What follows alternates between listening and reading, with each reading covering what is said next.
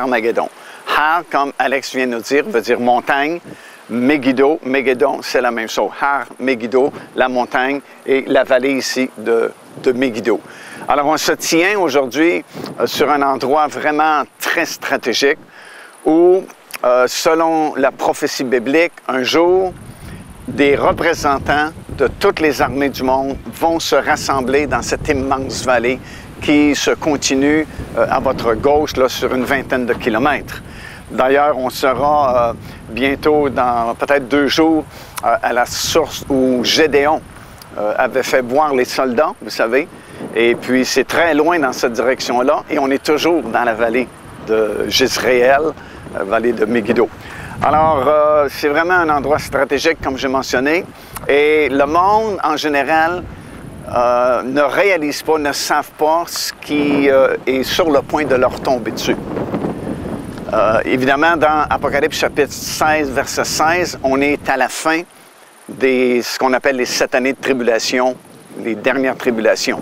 Parce que rendu dans le 16e chapitre, c'est la fameuse bataille d'Armageddon, comme on l'appelle, et puis la chute de Babylone, et puis finalement le retour du Seigneur Jésus-Christ, la conversion du reste du peuple juif, et ainsi de suite. Alors, on est rendu à la fin des 7 années de tribulation. Donc, si on remonte un peu, juste pour vous situer un peu, vous mettre en contexte, pourquoi il y a ce rassemblement de soldats ici, dans cette vallée, qui va se produire un jour, c'est que il y a 7 années qui ont été prophétisées dans la parole de Dieu, qui sont les 7 dernières années avant le retour physique et littéral du Seigneur Jésus-Christ sur cette terre pour établir son royaume qui ne changera jamais cette fois-là. Et ça, c'est prophétisé dans Daniel, chapitre 9, verset 27. Daniel a prédit qu'un jour, il y a un homme qui va émerger ici au Moyen-Orient et qui va signer une alliance de paix et de sécurité pour une période de 7 ans. C'est très précis dans la parole de Dieu. C'est compté en jours, c'est compté en mois et c'est compté en années dans la Bible. Alors, on ne peut pas se tromper. Et pour que quelqu'un sente l'obligation, la nécessité de signer une alliance de paix et de sécurité, c'est qu'il est arrivé quelque chose préalablement pour obliger les gens à signer une alliance de paix. Et ce qu'on prévoit dans la parole de Dieu, la seule chose en fait qui est possible, c'est cette fameuse attaque qui n'est pas encore arrivée, comme une attaque surprise sur les montagnes d'Israël par la vallée du Nord, la vallée de Bassan, où quelquefois nous allons avec un groupe qui se situe dans le nord d'Israël.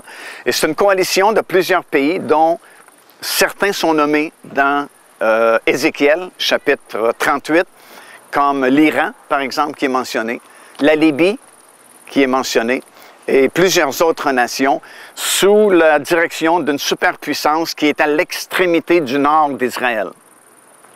Alors, si vous regardez sur une carte géographique, dans votre Bible, ça dit le septentrion. Septentrion veut dire l'extrémité du nord. Tu ne peux pas aller plus haut, là.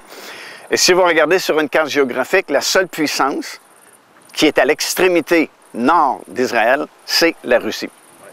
Alors, tu as une coalition de plusieurs nations qui vont s'unir avec la Russie, faire une attaque surprise. Et c'est curieux parce que le prophète Ézéchiel, tu sais, on parle de 2600 ans passés, a dit que la raison principale pour laquelle cette attaque aura lieu, c'est pour faire du butin, comme c'est écrit. Alors, il y a un attrait financier, là. Puis là, on vient de découvrir, comme on a mentionné, ce gaz, c'est des milliards et des milliards de dollars, c'est une richesse. Et déjà, les nations aux alentours se disputent parce qu'ils veulent avoir une part du gâteau. Alors, c'est peut-être ça ou peut-être d'autres choses, mais c'est certain qu'il va y avoir un attrait qui va faire que cette attaque va se produire. Lorsque l'attaque va arriver, c'est Dieu lui-même qui dit « c'est moi qui vais intervenir personnellement » par des fléaux naturels, la grêle, la confusion et ainsi de suite. Et il va y avoir une défaite humiliante pour le bloc arabe qui va être jumelé avec la Russie. La Russie elle-même, les 2/3 est détruit. Alors, il y a une grande défaite humiliante pour ces gens-là. Et du même coup, il y a un déséquilibre financier et politique qui va être créé. Et ça va prendre quelque chose pour rétablir la finance mondiale et rétablir l'ordre politique. Puis il faut que ça se fasse rapidement parce que c'est un fléau, là, c'est une catastrophe qui vient de se produire. Alors, on croit que c'est le meilleur moment pour que cet homme surgisse parce qu'il peut surgir présentement. À cause du printemps arabe, vous savez, la plupart des dictateurs qui contrôlaient la région ici ne sont plus là. Alors, il fallait que ça se passe auparavant parce qu'aucun homme aurait pu prendre la direction, le contrôle, parce qu'il y avait trop de pouvoir chez ces dictateurs-là. Mais là, comme on a mentionné et qu'on sait, il y a un vacuum politique là, ici dans la région. Et puis, c'est un temps très propice, justement, pour l'émergence d'un chef, un dirigeant, qui est souhaité de toute façon par les pays arabes. Il y a quelques années, on parlait avec quelqu'un du côté de la Jordanie, puis je lui demandais, comme ça, à brûle pour point, pourquoi est-ce qu'il était toujours en dispute parce que entre Juifs et Arabes. J'ai dit, pourtant, vous êtes quand même frères, vous descendez tous d'Abraham. Et puis, j'ai dit, qu'est-ce que ça prendrait pour qu'il y ait une paix qui s'établisse dans la région? Et à ma grande surprise, il m'a répondu par un verset de la Bible, et je savais qu'il ne connaissait pas la Bible, qu'il n'avait pas lu ce verset-là. Il m'a dit, on attend un homme fort qui va comme répondre à nos aspirations. Et en fait, c'est ce que Daniel a prophétisé, qu'un homme fort va venir et puis va signer justement une alliance de 7 ans de paix et de sécurité. Alors, cette alliance-là va se signer, mais en fait, ce sont les 7 années de tribulation qui ont été prophétisées dans la parole du Seigneur. Au tout début, cet homme se présente comme un pacificateur. Pour le monde, c'est comme un génie politique parce qu'il vient de régler le problème qu'ils avaient. Pour les Juifs, ils vont considérer que c'est leur Messie à cause de la bataille qui a été gagnée de façon surnaturelle. Pour le monde arabe, ils vont penser que c'est leur Mahdi parce qu'eux attendent leur Mahdi comme nous on attend le Seigneur Jésus-Christ. Alors au tout début, il va tenter de prendre le pouvoir mondial parce que c'est son plan, vraiment. Mais il y a encore trop de résistance parmi les nations, parmi les gouvernements de ce monde. Et vous avez cette guerre-là, dans le jargon biblique qu'on appelle la guerre de l'Antéchrist, qui débute avec le 6e chapitre du livre de l'Apocalypse, les 4 fameux cavaliers de l'Apocalypse, où il y a la guerre, la famine, et ainsi de suite. Et ça va nous conduire tout tranquillement vers la moitié des 7 années, donc 3 ans et demi plus tard, parce que les années bibliques sont de 360 jours plutôt que 365 jours. Alors, 3 ans et demi plus tard, on est rendu au moment où il va réussir et va devenir le gouvernement mondial, qui va régner pendant les dernières 3 années et demie et qui va vraiment contrôler le monde. Et c'est là qu'on a le verset qui parle de l'imposition de la marque de la bête, 666, c'est que personne sur la planète ne pourra plus ni acheter ni vendre sans avoir l'identification de ce gouvernement mondial. Maintenant, ça va arriver parce que c'est prédit dans la Bible, mais parlez à n'importe quel financier qui est au courant de ce qui se passe dans le monde aujourd'hui, n'importe quel banquier qui est bien branché, et ils savent, eux, qu'il y a un gouvernement mondial qui, depuis longtemps, est en préparation et qui va venir un jour ou l'autre. Mais nous, on le sait parce que c'est prédit dans la parole de Dieu, et ça, la Bible, c'est incontournable. Alors, il dirige le monde. C'est un faux prophète qui arrive en même temps, qui demande l'adoration de cet homme-là. Et c'est pourquoi le peuple juif, qui l'avait accepté, cet homme, comme son Messie, 3 ans et demi auparavant, va finalement réaliser que ça ne peut pas être le vrai Messie, parce que le faux prophète va demander l'adoration d'une image qui va avoir certains pouvoirs occultes et qui va être placé sur le coin de l'esplanade du Temple, que je vais vous montrer dans quelques jours quand on sera à Jérusalem. Alors, ceux qui auront du discernement spirituel vont fuir en Jordanie, dans une ville de refuge qui s'appelle Petra, ou Botsra, que nous allons voir aussi. Et c'est vraiment spécial, ça, parce qu'à ce moment-là, cet homme contrôle le monde entier. Il est le gouvernement mondial et il contrôle les pays du monde, sauf un, la Jordanie, qui est un tout petit pays, juste en face d'Israël, qui n'est pas un pays riche. Ils n'ont même pas de pétrole, mais pourtant, ils échappent, et ce sont les seuls qui vont échapper au contrôle de l'Antéchrist. Et on peut se demander pourquoi. Bien, c'est parce que Dieu a une ville de refuge, justement, qu'il a préparée pour son peuple qui aura du discernement spirituel et qui pourra fuir à Petra, en Jordanie, à ce moment-là. De toute façon, c'est le seul endroit où ils pourront fuir, parce que partout ailleurs, c'est l'Antéchrist qui va diriger, sauf en Jordanie. Alors là, on est rendu au milieu des 7 années de tribulation. Les jugements de Dieu s'intensifient pendant les dernières 3 années et demie, jusqu'à la fin de ces dernières 3 années et demie, où il y a un rassemblement de toutes les armées du monde. La Bible est spécifique, il y a plusieurs références bibliques qui confirme la même chose. Ce n'est pas juste un pays ou 2 pays ou 15 pays, mais il y a des représentants de tous les pays du monde qui vont se rassembler ici. Maintenant, contrairement à l'opinion populaire, qu'on entend dire souvent que la bataille va avoir lieu ici, non, la bataille n'aura pas lieu ici. C'est le rassemblement des armées du monde qui se fera ici. Alors, vous pouvez vous imaginer, regardez cette grande vallée, et un jour ou l'autre, ça va être rempli de soldats qui vont venir d'Europe, qui vont venir d'Amérique, qui vont venir de tous les continents. Ça va être rempli de soldats qui sont prêts à attaquer Jérusalem dans cette direction-là et exterminer une fois pour toutes le peuple juif. Maintenant, la Bible nous dit dans le prophète Zacharie que malheureusement, le tiers de la ville va tomber et les 2 tiers de tout juif qui vivra à ce moment-là, israélien, seront tués également. Il va ne rester qu'un tiers de la population israélienne qui vont sauver leur vie à ce moment-là. Alors, sous la direction de ce gouvernement mondial, que la Bible appelle l'Antéchrist, toutes ces armées-là vont se diriger vers Jérusalem et la bataille va avoir lieu dans la ville de Jérusalem. Certains vont pouvoir fuir la ville. Certains auront fui 3 ans et demi auparavant et seront à Botzra ou Petra en Jordanie. Et regardez bien ce qui va arriver. À ce moment-là, Israël sait que c'est fini pour lui. Parce qu'il n'y a plus de nations sur lesquelles ils peuvent compter. Jusqu'à présent, ils peuvent toujours compter sur le support américain, support canadien et certaines autres nations. Mais là, la Bible est formelle. Toutes les nations du monde sont contre Israël. Il y a des représentants de toutes les armées du monde. Alors, ils sont vraiment acculés au pied du mur. Ils ne peuvent plus compter sur aucune nation, aucun pays pour venir les aider. Ils savent que c'est la fin. Ils seront éliminés. Et c'est pourquoi ils vont crier vraiment vers Dieu. Et pourquoi peut-être que certaines questions sont dans notre tête, pourquoi est-ce que Dieu permet toutes ces choses-là? Bien, on n'a pas le temps dans quelques minutes que nous avons à notre disposition d'expliquer profondément ces choses-là, mais j'aimerais que vous remarquiez ceci. Il y a à peu près 2000 ans passés, Jésus-Christ est venu et il s'est présenté comme roi d'Israël.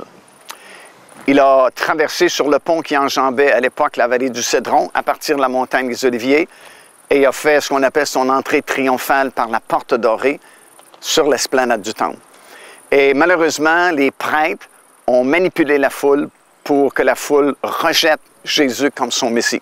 Et Jésus a été rejeté comme roi d'Israël. C'est comme on dit, on ne veut pas de toi. Alors, c'est une insulte vraiment très grande envers Dieu, premièrement. Et Jésus, par la bouche des prophètes de l'Ancien Testament, et Dieu lui-même, bien sûr, avait prévu cet événement-là et avait dit par la bouche de Osée, le prophète Osée, il avait dit, parlant de Jésus-Christ, qui s'est présenté à son peuple, il a été rejeté. Jésus dit, je m'en retourne d'où je suis venu, et je ne reviendrai pas tant que vous ne crierez pas vers moi. Un autre prophète dit, tant que vous ne serez pas dans l'angoisse, et quand vous serez dans l'angoisse, vous allez crier vers moi, et là je vais revenir. Dans Matthieu, Jésus a dit la même chose à peu près. Il a dit qu'il ne reviendra pas tant et aussi longtemps que le peuple ne dira pas à nouveau « Béni soit celui qui vient au nom du Seigneur ».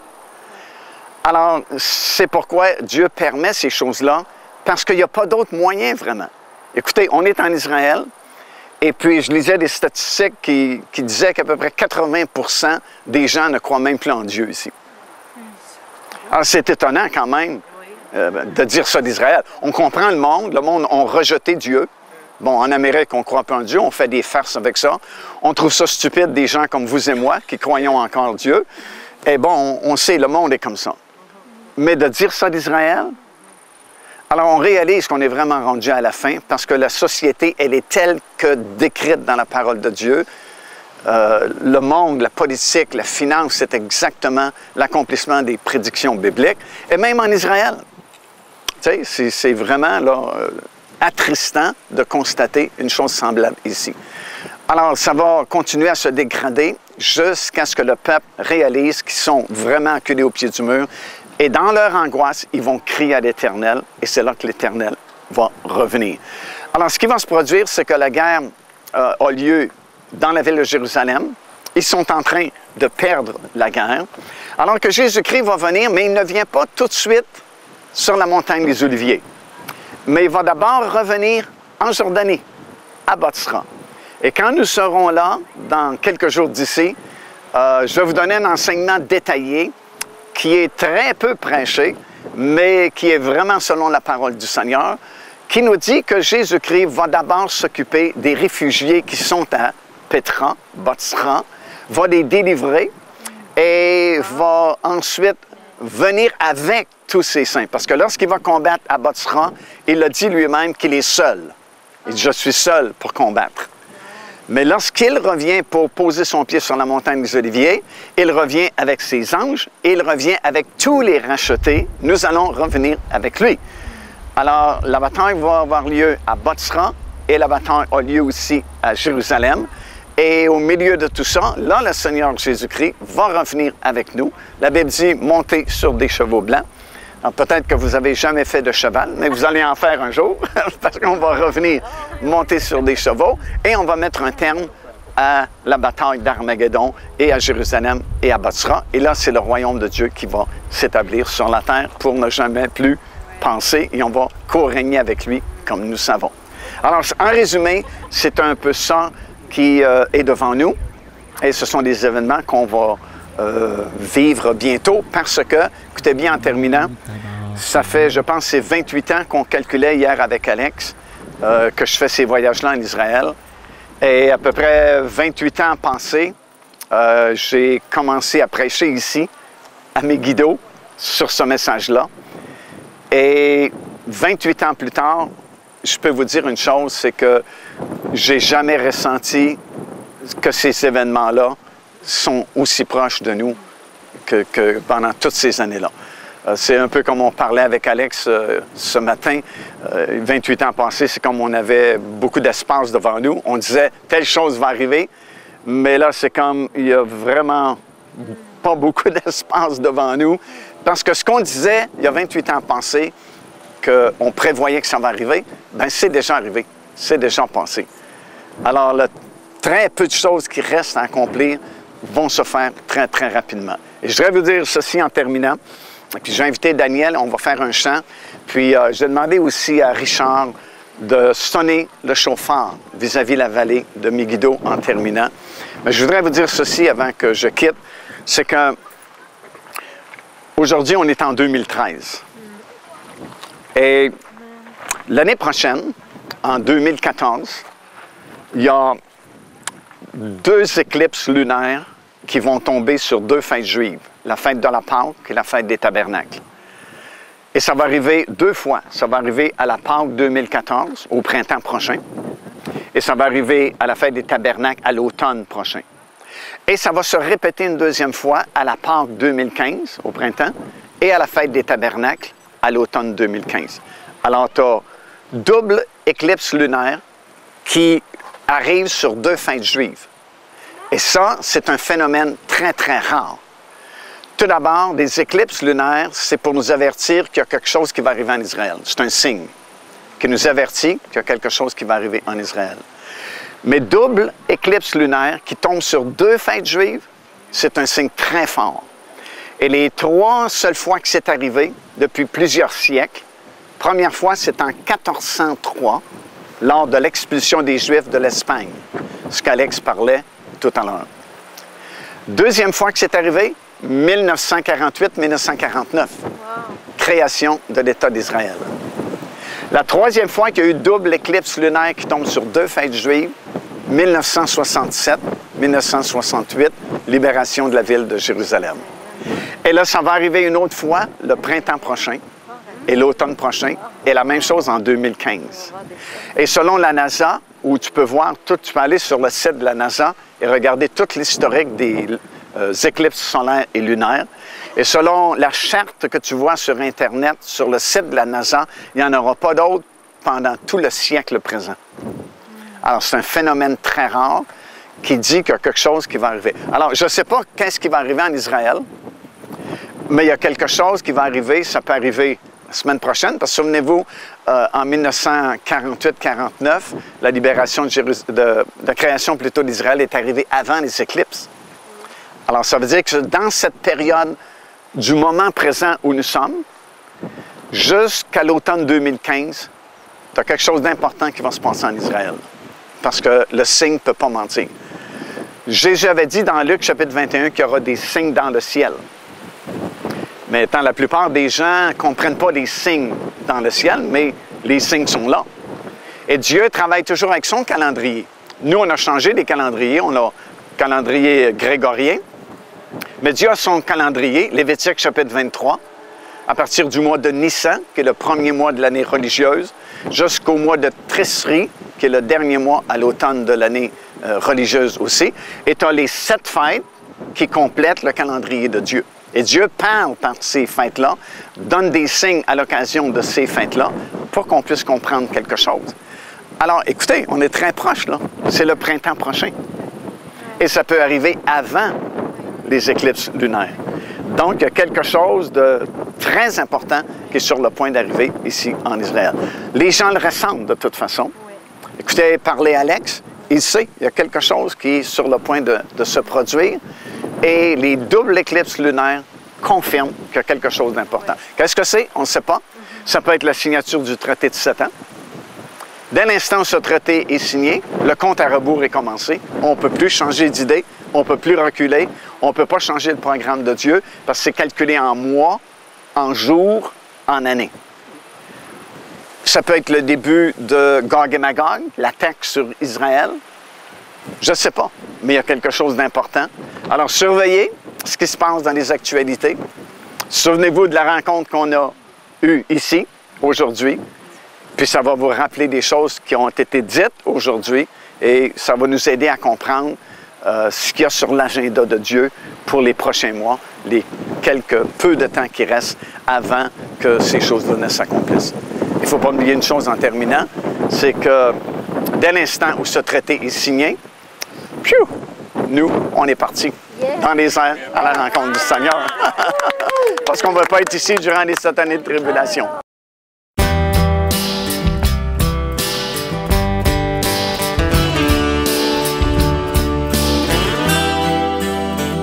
Le privilège d'être dans la ville de Petra, en Jordanie. Évidemment, la Jordanie, c'est un pays moderne. Au temps biblique, ce territoire-là était divisé en 3 parties, le nord, le centre et le sud. Au nord, c'est Ammon. Au nord, plutôt, c'est Ammon. Au centre, c'est Moab, les Moabites, dont Ruth, vous savez, la Moabite, habitait au centre de ce territoire-là. Et le sud du pays, c'est le territoire d'Édom, là où nous sommes présentement. Alors, on est dans le sud de la Jordanie et on est dans la ville de Petra. C'est les Nabatéens qui ont construit cette ville-là. Les Nabatéens, c'était des Bédouins qui contrôlaient le trafic des caravanes qui partaient de l'Arabie saoudite et de l'Égypte avec de l'or, de l'encens, des épices, des choses précieuses, et s'en allaient vers les pays du Nord comme la Syrie et ainsi de suite.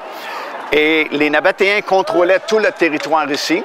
Et les caravanes s'arrêtaient ici pour s'approvisionner en nourriture, en eau potable et bien sûr devaient payer des taxes aux Nabatéens qui contrôlaient vraiment la région. Mais pour nous qui sommes chrétiens, qui connaissons la parole de Dieu, la région ici, la ville de Petra, revêt une importance particulière parce qu'elle va devenir une ville de refuge pour les Juifs, certains parmi eux du moins, pour une partie des 7 années de tribulation, en fait, les dernières 3 années et demie des 7 années de tribulation. Ce que la Bible enseigne, c'est que très bientôt, parce que nous sommes dans les derniers jours, donc très bientôt, il y a un homme qui va émerger ici, au Moyen-Orient, et qui va réussir ce qu'aucun président américain n'a réussi jusqu'à présent, c'est-à-dire faire signer un traité de sécurité et de paix pour une période précise de 7 ans.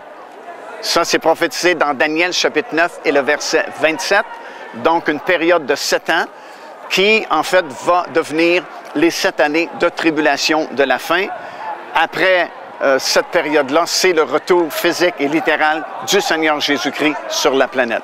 Alors, dès que cet homme fait son apparition et réussit à faire signer ce traité de paix de 7 ans, traité de sécurité, l'ordre de reconstruction du temple sera donné pour reconstruire le temple à Jérusalem. Tous les préparatifs sont prêts. Nous allons voir dans quelques journées, lorsqu'on sera à Jérusalem, nous allons vous conduire à l'Institut du Temple et vous allez voir par vous-même que tout a été refabriqué, tout est prêt. Et si on pouvait construire le temple demain matin, on peut le meubler de A à Z. On a absolument tout refabriqué. On est tout fin prêt pour meubler ce prochain temple-là. Alors, l'ordre de reconstruction d'un 3e temple sera donné sur l'esplanade du temple à Jérusalem.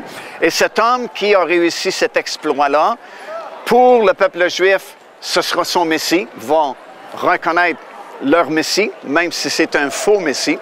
Vous vous souvenez peut-être, Jésus avait dit, « Moi, je suis venu au nom de mon Père et vous m'avez rejeté. Un autre viendra en son propre nom et vous allez l'accepter. » Alors, ça va être une grande déception, une grande séduction pour le peuple juif, mais ils vont le reconnaître comme leur Messie. Pour le monde arabe, vous savez, ils attendent, eux, leur Mahdi. Et ils vont accepter cet homme comme leur Mahdi. Pour le monde en général, les nations du monde, cet homme, ce sera un génie politique parce qu'il aura réussi un exploit que personne n'a réussi jusqu'à présent. Mais pour l'Église, ceux qui connaissent la parole de Dieu, nous saurons que cet homme, c'est l'Antéchrist qui a été décrit dans la parole du Seigneur. Alors l'Église ne sera pas enlevée tant et aussi longtemps que ce traité-là ne sera pas signé, parce que Paul dit dans Thessaloniciens, avant notre réunion avec lui, il faut que 2 choses arrivent auparavant. Premièrement, dit-il, il faut que l'apostasie soit arrivée. Alors ça, c'est arrivé. Nous avons les 2 pieds dedans, comme vous savez. Et deuxièmement, dit-il, il faut voir l'apparition de cet homme du péché.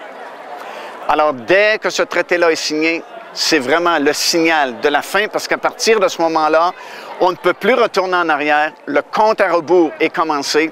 Et c'est mentionné dans la Bible en année, en mois, en jours.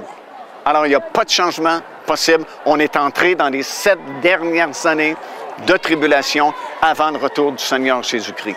Peu de temps après la signature de ce traité-là, la trompette va sonner et ceux qui se sont préparés parmi l'Église seront enlevés dans les airs à la rencontre du Seigneur, tel que c'est mentionné dans l'Épître de Paul aux Thessaloniciens. Et pendant les 3 premières années et demie des 7 années de tribulation, cet homme va tenter de devenir le gouvernement mondial, parce que c'est son but. Au tout début, c'est ce qu'il veut. Et ça va lui prendre 3 années et demie avant de réussir son exploit. Mais 3 ans et demi plus tard, cet homme va devenir le gouvernement mondial et va contrôler tous les pays qui sont sur la surface du globe. Au moment qu'il prend contrôle des nations du monde, la journée même de son inauguration, c'est comme il y a quelqu'un dans la foule qui va le tuer. Cet homme tombe par terre et tout le monde est dans la stupéfaction. Lorsque soudainement la Bible nous parle d'un 2e personnage que la Bible va appeler le faux prophète, qui arrive tout à coup sur la scène mondiale, va prendre cet homme par la main et va le relever et va dire à la population mondiale qui est semblable à cet homme qui a la blessure mortelle et qui pourtant vit quand même. Et là, ça dit que le monde sont dans l'admiration, la stupéfaction, parce que c'est comme si on a vaincu le dernier obstacle qu'on n'avait jamais vaincu, la mort. Cet homme était vraiment mort, puis il est revenu à la vie, et c'est comme s'il devient un Dieu. Et en fait, le faux prophète va saisir cette occasion pour faire une image de cet homme-là et demander l'adoration partout dans le monde. Et c'est à ce moment-là que la fameuse marque de la bête, 666, sera imposée au monde entier. Et à partir de ce moment-là, la Bible dit « Personne ne pourra plus ni acheter ni vendre sans avoir la marque de la bête. » Mais attention, la marque de la bête à ce moment-là, ce n'est pas simplement un système économique ou un système commercial, mais si tu prends la marque de la bête à ce moment-là, c'est que tu reconnais que cet homme est un Dieu. et que Dieu, là-haut dans le ciel, n'existe pas. On a vaincu ces tabous-là, on a vaincu la mort. Et si tu adores cet homme-là, tu suis cet enseignement-là, tu es un Dieu toi aussi. Maintenant, ça nous sonne familier parce que c'est la fameuse phrase que Satan a prononcée à nos premiers parents, Adam et Ève, il y a des milliers d'années. Il a dit, même si vous mangez de ce fruit-là, vous ne mourrez pas, mais vous allez devenir comme des dieux.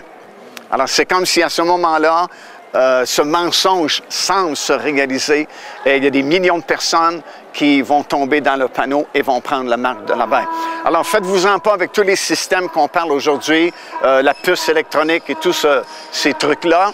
C'est simplement le système qui est en train de se mettre en place qui va permettre que la marque de la bête soit répandue partout sur la planète, mais ce n'est pas encore la marque de la bête puisqu'elle ne sera pas imposée avant le milieu des 7 années de tribulation. Alors à ce moment-là, lorsque l'idole est placée sur l'esplanade du temple, oui, le peuple juif, qui connaît très bien la Bible et les commandements de Dieu, savent très bien qu'ils ne peuvent pas adorer une image. Maintenant, tout le monde a entendu au moins une fois dans sa vie les 10 commandements. Et le deuxième commandement de Dieu, c'est « Tu ne te feras point d'image taillée et tu ne te mettras pas en genoux devant ça ». Maintenant, la religion dite chrétienne, entre guillemets, savait que tout le monde savait qu'il y avait 10 commandements, mais que la plupart des gens ne connaissaient pas ces commandements-là. Alors, ils ont retiré le deuxième commandement, parce que c'était un peu gênant pour eux, parce qu'ils demandaient l'adoration devant les idoles. Et le deuxième commandement spécifiquement disait de ne pas faire ça. Alors, ils l'ont tout simplement enlevé et ils en ont fait 2 avec le 9e pour rebalancer à 10. Mais le peuple juif n'a pas fait ça. Il a gardé les 10 commandements tels qu'ils sont dans la Bible. Et le deuxième dit toujours de ne point se faire d'image ou de statue et de ne pas s'agenouiller devant cela. Alors, ils vont réaliser qu'ils se sont trompés. Ce n'est pas vraiment leur Messie. Et c'est là que Daniel a prophétisé. Jésus leur a adressé des avertissements aussi lorsqu'il est venu, que ceux qui ont du discernement spirituel parmi les Juifs à ce moment-là, fuyaient.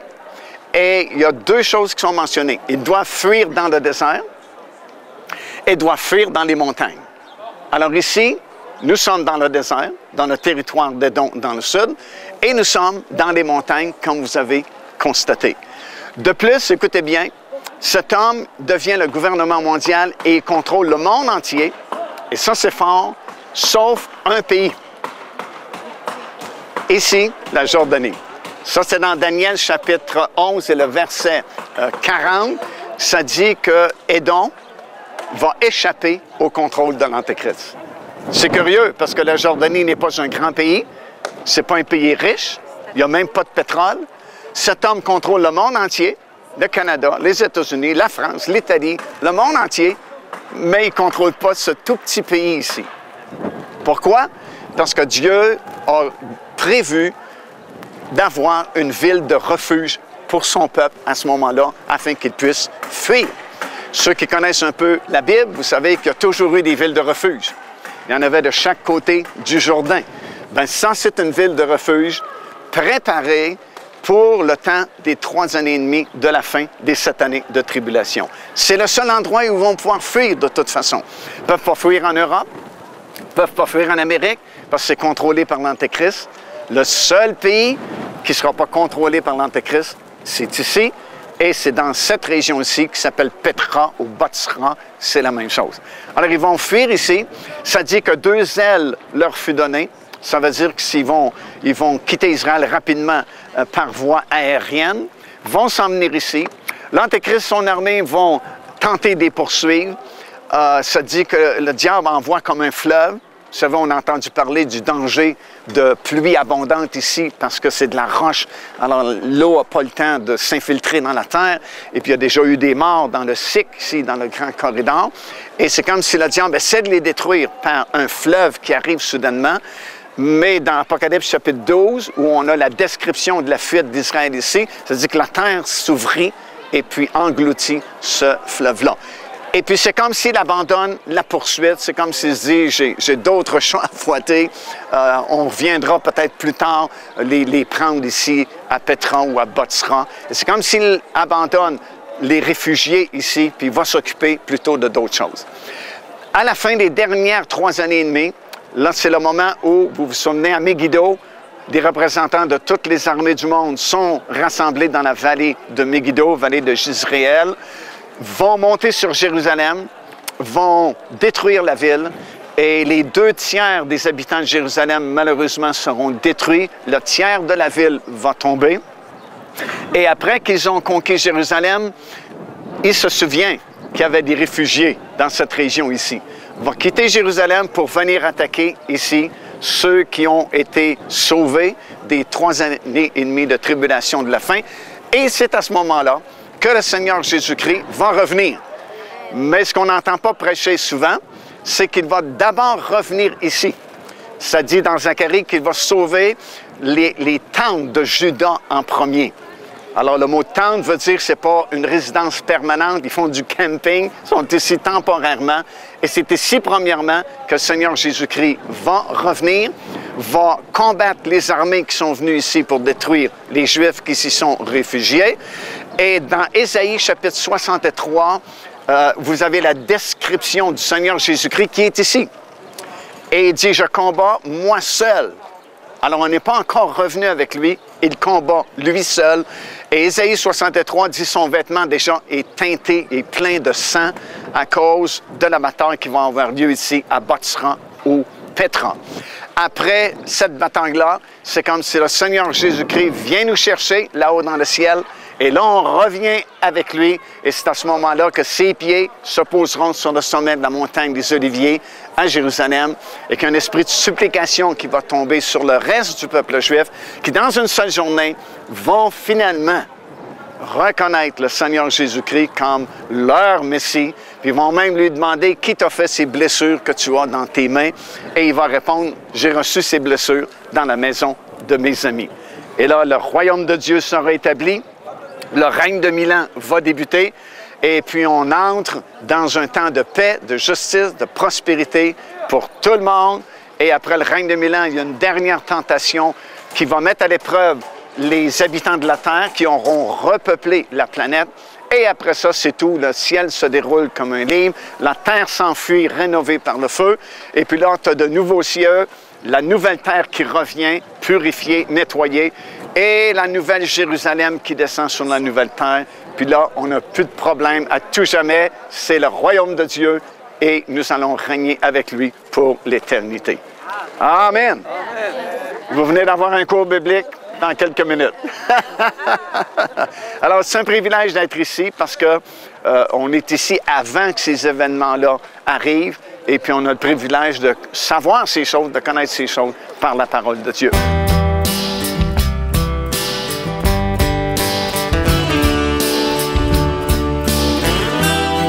Alors, on est dans la région de Petra, Botsra, c'est la même chose. Et il y a énormément d'événements prophétiques qui vont se dérouler ici. C'est pourquoi cette région est vraiment très intéressante au point de vue des prophéties de la fin concernant le retour du Seigneur Jésus-Christ. Dans cette région ici, comme on a dit dans la première partie de cet enseignement-là, Israël va se réfugier, du moins ceux qui auront un discernement spirituel au milieu des 7 années de tribulation, alors que l'Antéchrist est assassiné au moment même où il prend contrôle mondial. Et à ce même moment-là, le faux prophète fait surface et va exiger que tout le monde puisse prendre la marque de la bête afin de fonctionner dans ce système-là. Et c'est à ce moment-là que les Juifs, évidemment, qui auront du discernement spirituel, se rendront bien compte que ça ne peut pas être leur Messie comme ils ont pensé accepter 3 ans et demi auparavant, et vont pouvoir fuir dans le désert, dans les montagnes. Et comme on a mentionné, le seul endroit où ils pourront fuir vraiment, c'est ici, dans le sud de la Jordanie, qui s'appelait autrefois le territoire d'Édom, le sud du pays, parce que c'est la seule région, c'est le seul pays, selon Daniel 11:40, qui va échapper au contrôle de l'Antéchrist. Alors, c'est vraiment le seul endroit où ils pourront fuir. Et Petra, ou Botsra, va devenir une ville de refuge, comme il y avait des villes de refuge dans l'Ancien Testament. Il y en avait de chaque côté du Jourdain. Bien, ça va devenir une ville de refuge pour ceux qui auront du discernement spirituel parmi le peuple juif à ce moment-là. Et ils pourront se réfugier dans cette ville-là et attendre que les jugements de Dieu soient terminés à la fin des 3 dernières années et demie des 7 années de tribulation. Voici ce que ça dit ici dans Isaïe, chapitre 26 et au verset 20. Le Seigneur parle à son peuple et dit, « Va, mon peuple, entre dans ta chambre et ferme la porte derrière toi. Cache-toi pour quelques instants jusqu'à ce que la colère soit passée. » Alors, c'est vraiment ça qui va arriver ici. Ils vont se cacher dans cette ville-là. Vous savez, Pétra, on a accès à la ville par ce long cycle, le long corridor. Et puis, c'est une ville qui était contrôlée par les Nabatéens à l'époque. Mais lorsque Ram a pris le contrôle sur les Nabatéens, bien, ça s'est éteint tout doucement. Et la ville ici est tombée dans l'oubli. Tout simplement, on n'avait plus conscience que la ville existait. Et c'est un explorateur suisse à la fin des années 1892 dans cette région-là qui a redécouvert la ville de Pétra. Et aujourd'hui, bien sûr, c'est devenu un site touristique très, très fréquenté. Mais c'est un endroit où on peut facilement se cacher. Et c'est facile à défendre aussi parce qu'il y a un seul accès, c'est par ce long corridor, le long cycle. Alors, ça dit, va dans cet endroit-là, puis cache-toi jusqu'à ce que la colère soit passée. Bozrah, c'était l'ancienne capitale ici de la région du territoire d'Édom. Et le mot Bozrah veut dire bergerie. Alors, c'est comme si le Seigneur a préparé une bergerie dans laquelle 6 brebis qui auront eu du discernement spirituel pourront s'y réfugier pour la fin des 7 années de tribulation. Encore une fois, dans le livre du prophète Michée, cette fois-là, dans le chapitre 2 et au verset 12, ça dit « Je te rassemblerai tout entier, ô Jacob, je rassemblerai les restes d'Israël, je les réunirai comme les brebis d'une bergerie, comme le troupeau de son pâturage. » Alors, c'est vraiment, puis le mot Bozrah veut dire bergerie. Alors, c'est vraiment ce qui va se produire ici, dans cette région-là. Alors, après les 7 années de tribulation, évidemment, toutes les armées, ou du moins les représentants de toutes les nations, de toutes les armées du monde, vont se réunir dans la grande vallée de Jezréel, vallée de Megiddo. Vous savez, Apocalypse chapitre 16, verset 16 dit « Ils les rassemblèrent dans un lieu appelé en hébreu Har Mageddon. Har veut dire montagne, Megiddo, Megiddo, c'est la même chose, la grande vallée de Megiddo. C'est une immense vallée de plusieurs kilomètres qui peut facilement contenir des représentants des différents pays du monde qui seront sous le contrôle de l'Antéchrist à ce moment-là. Et leur but, leur dessein, c'est d'en finir une fois pour toutes avec le peuple juif et d'en finir une fois pour toutes avec la ville de Jérusalem. À ce moment-là, on est à la fin des 7 années de tribulation et on est tout près du retour final du Seigneur Jésus-Christ qui va revenir en personne et va établir son gouvernement, son royaume, qui ne passera jamais à partir de ce moment-là. Et alors que les armées sont réunies dans la vallée de Megiddo, Babylone vient de tomber. Alors ça, c'est toute une autre histoire qu'on n'a pas le temps de couvrir dans cette présentation sur DVD aujourd'hui. Mais Babylone sera pour un certain temps, durant les 7 années de tribulation, la capitale de l'Antéchrist. Alors il est très possible que l'ancienne ville de Babylone soit reconstruite rapidement pour servir de quartier généraux pendant une certaine période des 7 années de tribulation pour l'Antéchrist. D'ailleurs, toutes les prophéties concernant la destruction de l'ancienne ville de Babylone, que ce soit par Jérémie ou Ésaïe, ne se sont pas encore toutes accomplies, parce qu'il y a des détails dans ces prophéties-là qui ne sont pas encore arrivés. Alors, ce qui nous laisse à croire que Babylone sera reconstruite dans les derniers jours, tel que c'est mentionné dans le livre de l'Apocalypse, chapitre 17 et chapitre 18. On parle d'une Babylone religieuse à la fin des temps, mais d'une Babylone commerciale aussi. Alors, à la fin, lorsque les armées sont réunies dans la vallée de Megiddo, Babylone est déjà détruite. C'est ce qu'on lit dans Apocalypse, chapitre 18. Et là, ces armées-là vont monter sur Jérusalem. Et là, dans Zacharie, ça nous explique que c'est comme la fin, parce que le peuple juif qui va vivre à ce moment-là à Jérusalem sait que c'est fini pour eux, parce qu'il n'y a plus aucun pays qui viendra à leur secours.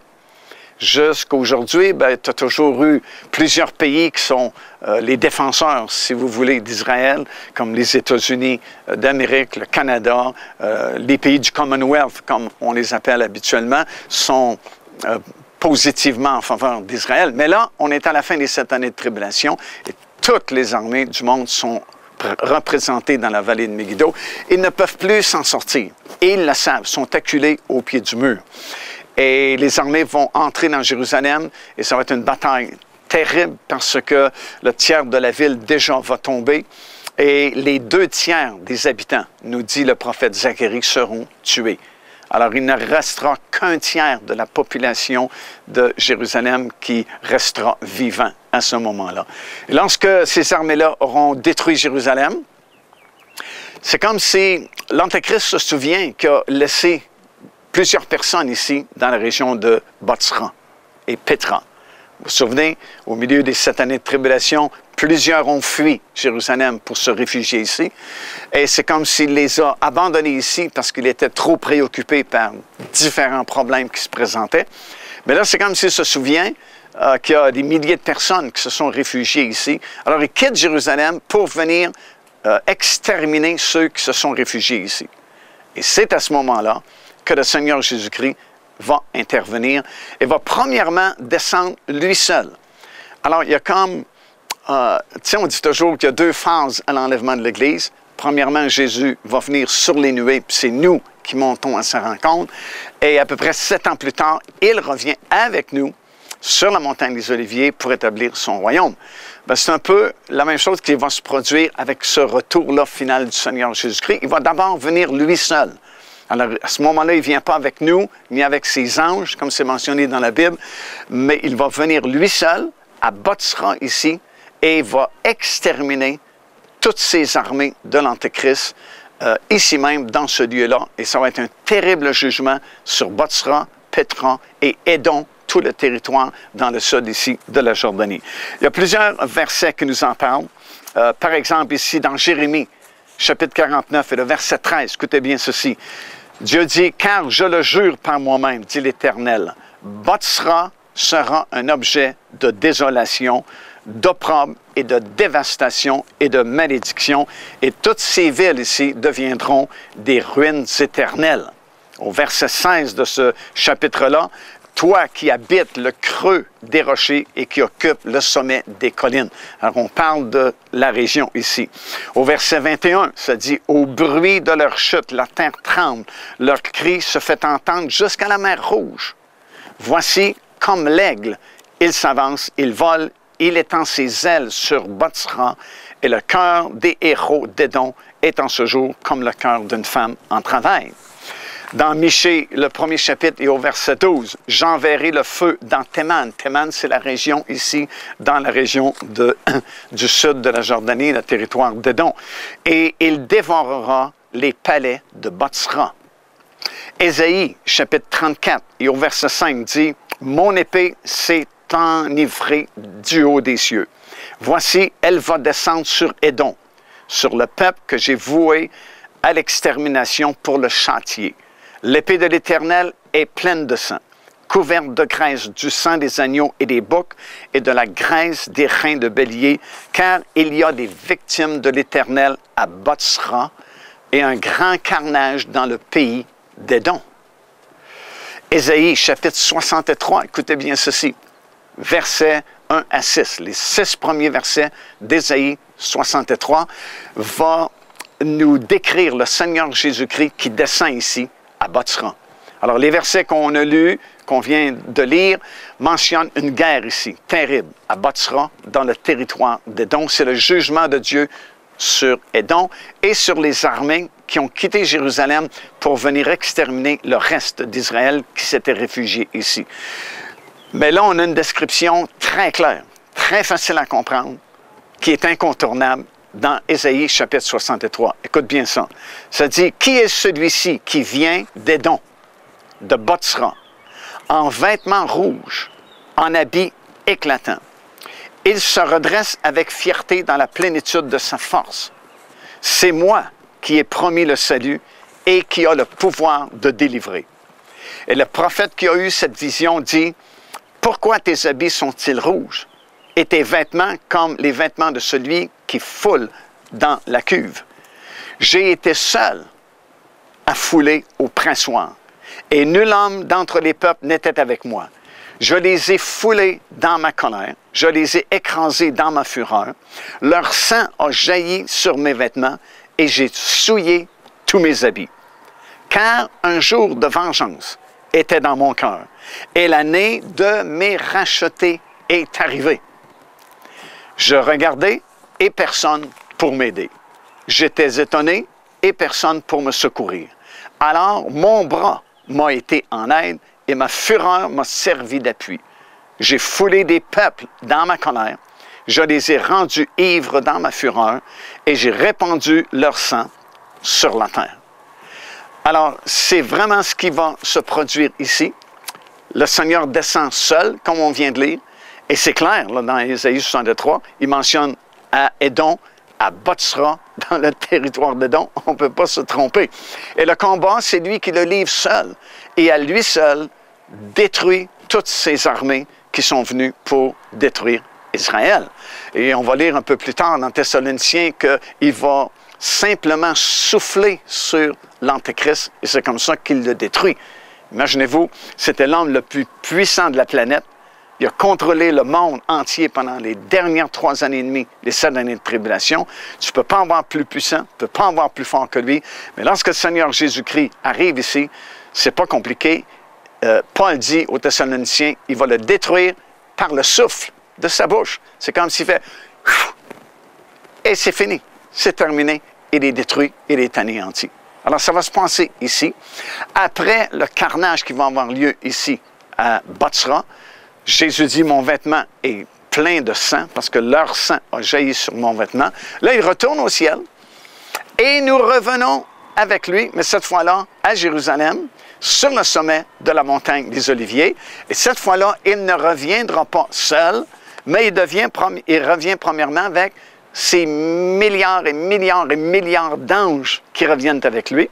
Ça, c'est dans Matthieu chapitre 16 et le verset 27. « Car le Fils de l'homme doit venir dans la gloire avec la gloire de son Père, avec ses saints anges. » Jude, verset plutôt 14 et 15, le Seigneur est venu avec ses saintes myriades. Alors, milliers de milliers d'anges. Et dans Zacharie, chapitre 14 et le verset 5, ça dit que l'Éternel, mon Dieu, viendra et tous ses saints seront avec lui. Alors, il ne revient pas seul cette fois-là, mais des milliards et milliards d'anges sont avec lui et tous les rachetés de l'Éternel qui sont maintenant ressuscités. Tous ceux qui ont fait partie des différents rangs qui composent la première résurrection reviennent avec lui. Nous allons revenir avec lui, monter sur des chevaux. On se dirige sur le sommet de la montagne des Oliviers. Dès que son pied touche le sommet de la montagne, la Bible dit que celle-ci va se séparer et une grande vallée sera créée qui devient la vallée de Josaphat. Vallée de Josaphat, si vous regardez sur des cartes géographiques, ce mot-là n'apparaît pas aujourd'hui. Mais elle sera créée, la Bible dit, quand Jésus va mettre son pied sur le sommet de la montagne. Et tous les survivants aux 7 années de tribulation et les survivants de la bataille d'Armageddon et de Botsra seront réunis dans cette grande vallée-là. Là, la Bible dit dans l'Évangile de Matthieu que Dieu va demander à ses anges d'aller aux 4 coins de la planète et va ramener tous ceux qui auront survécu dans leur chair physique, dans leur corps physique, aux 7 années de tribulation, seront tous réunis dans la grande vallée de Josaphat. Et c'est le jugement des nations qu'on retrouve dans Matthieu chapitre 25. Et là, Dieu va juger les survivants des 7 années de tribulation selon l'aide qu'ils auront apportée au peuple juif durant cette période-là. Et ceux qui seront jugés dignes d'entrer dans le règne de 1000 ans vont garder leur corps physique et vont faire partie des nations qui vont repeupler la terre pendant 1000 ans. Ceux qui ne seront pas jugés dignes, qui sont appelés des boucs au lieu des brebis, sont immédiatement envoyés dans le séjour des morts, où sont tous les autres morts qui n'ont pas été ressuscités jusqu'à ce moment-là et qui vont rester là dans le séjour des morts jusqu'à la fin du règne de 1000 ans, alors que les cieux vont se dérouler comme un livre, la terre s'enfuit pour être purifiée par le feu, et un grand trône blanc qui apparaît dans le vide, dans les airs, et là ça dit tous les autres morts, tous ceux qui n'ont pas été ressuscités dans la première résurrection vont revenir à la vie. Alors, tu ne meurs pas dans le sens que tu n'existes plus. Tu vas exister pour l'éternité Une éternité de bonheur avec le Seigneur ou une éternité dans le lac de feu pour toujours. Revinrent à la vie et vont comparaître devant le jugement du grand trône blanc. C'est là que des livres sont ouverts qui contiennent toutes les paroles inutiles que les hommes auront proférées. Toutes les mauvaises actions sont écrites dans ces livres-là. Et Dieu ouvre les livres simplement pour démontrer qu'il n'y a pas d'argumentation ici. Ce sont des pécheurs et s'en vont dans le lac de feu pour l'éternité pour une seule raison. Les gens ne s'en vont pas, vous savez, en enfer et ni dans le lac de feu parce qu'ils ont commis des péchés.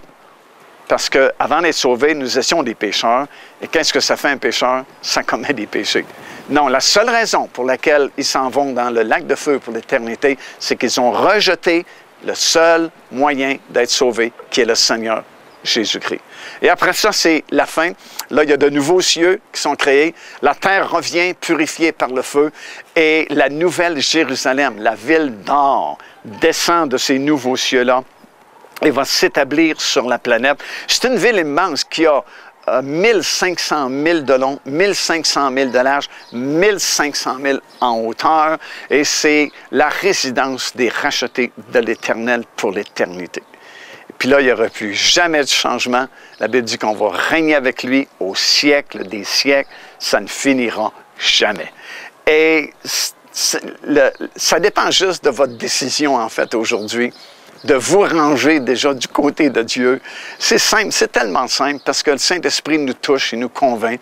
Tout ce que vous avez à faire, si vous écoutez ce DVD aujourd'hui, c'est vous reconnaître pécheur, reconnaître votre besoin d'être pardonné, d'être sauvé, et accepter Jésus comme votre Seigneur, votre Sauveur personnel. Et en faisant cela, c'est lui qui fait le miracle. Moi, je ne peux pas faire ce miracle-là. L'Église ne peut pas faire ce miracle-là.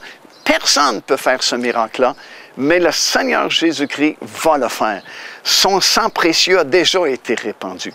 Dans une fraction de seconde, tous vos péchés sont effacés. Il vous donne un cœur nouveau, une vie nouvelle, et vous allez le servir durant les jours de votre vivant, et vous allez régner avec lui pour l'éternité. Alors, ça vaut vraiment la peine de se ranger du côté de Dieu. Faites-le donc aujourd'hui même.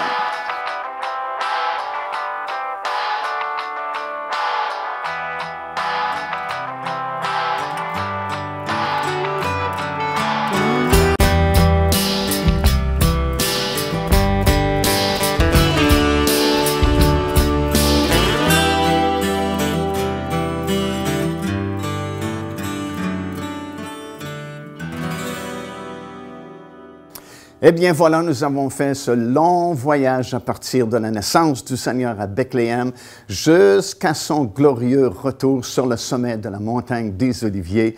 Et nous avons vu l'accomplissement de tellement de signes qui nous avaient été donnés dans la parole du Seigneur pour nous prévenir justement de la proximité de son retour, que nous savons que les quelques années qui sont devant nous seront très, très importantes au point de vue prophétique. La plupart des signes, de toute façon, sont déjà accomplis. Ils sont déjà derrière nous. Et Jésus lui-même avait bien dit, lorsque ces choses commenceront à arriver, redressez-vous et levez votre tête parce que votre délivrance approche. Bien, à notre époque, aujourd'hui, ces signes ne font pas que commencer à arriver, comme Jésus a dit, mais ils sont déjà, la plupart tous, derrière nous. Vous savez, la Bible avait distribué, si vous voulez, la population mondiale en 3 groupes. Israël, l'Église de Dieu et les nations du monde. Et concernant Israël, la première catégorie, à peu près tous les signes qui nous ont été donnés dans la parole de Dieu sont déjà accomplis. Israël a été recréé en 1948. La vieille ville de Jérusalem est redevenue sous le contrôle juif en 1967. Les déserts ont été refleuris comme les prophètes l'avaient annoncé. Les villes ont été reconstruites et vraiment, tous ces signes-là sont derrière nous maintenant. Et le peu de signes qui restent concernant la première catégorie, Israël, bien, c'est cette attaque soudaine d'une coalition de plusieurs nations mentionnées dans Ézéchiel chapitre 37 qui vont fondre sur Israël. Et c'est là que Dieu dit que c'est lui-même qui va intervenir cette fois-là et le monde entier saura que c'est lui, l'Éternel, qui est intervenu. Cela, sans doute, va conduire à la signature de ce traité, cette alliance de 7 ans, l'alliance de paix et de sécurité, dont on parle couramment dans nos nouvelles encore aujourd'hui. Et cette période-là, bien sûr, c'est la période des 7 années de tribulation de la fin. Alors, c'est tout ce qui reste vraiment à accomplir dans cette première catégorie-là, Israël. Deuxième catégorie, les nations du monde. Elles sont exactement là où elles ont été décrites dans la parole du Seigneur. Il y a beaucoup d'indifférence, la charité du plus grand nombre se refroidira. Et Paul va décrire la société des derniers jours à Timothée dans sa lettre, justement, dans le Nouveau Testament. Et c'est exactement ce que nous voyons aujourd'hui parmi notre société.